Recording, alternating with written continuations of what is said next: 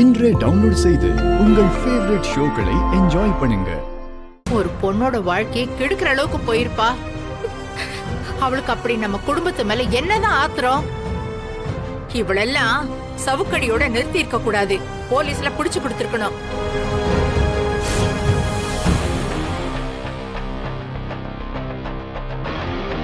பாத்தியாடி, உன் அப்பா ஊர்ல இல்லைனாலும் தான் பொண்ணுக்கு ஒரு அக்கிரமம் நடந்ததுன்னு உடனே பொறுக்க முடியாம தலைமறைவா இருந்தவனையே சபையில கொண்டு வந்து நிறுத்திட்டான். பாத்தியா, இதுதான் புள்ள பாசங்கிறது. தான் ஆடலனாலும் தான் தசை ஆடும்ல. மா, என்ன பேசிக்கிட்டு இருக்கீங்க நீங்க? நான் இந்த ஊரோட பஞ்சாயத்து தலைவர். ஊர்ல எந்த பொண்ணுக்கும் இந்த மாதிரி ஒரு அநீதி நடந்திருந்தாலும் நான் இப்படிதான் நடவடிக்கை எடுத்திருப்பேன். உங்க பேத்தி இந்த ஊர் பொண்ணுதானே, அதான் விஷயம்.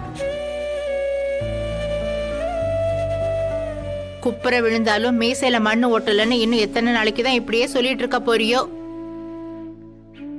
ஏன், உன் பொண்ணுக்காக தான் செஞ்சேன்னு சொன்னா உன் கௌரவம் குறைஞ்சிடுமா என்ன?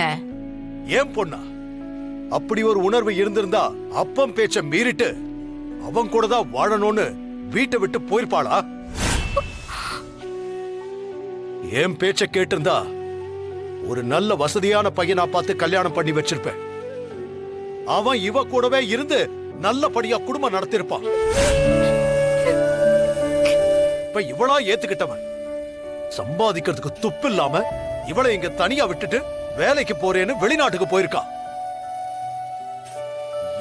இப்போ அவன் இங்க இருந்திருந்தா இதெல்லாம் நடந்திருக்குமாமா?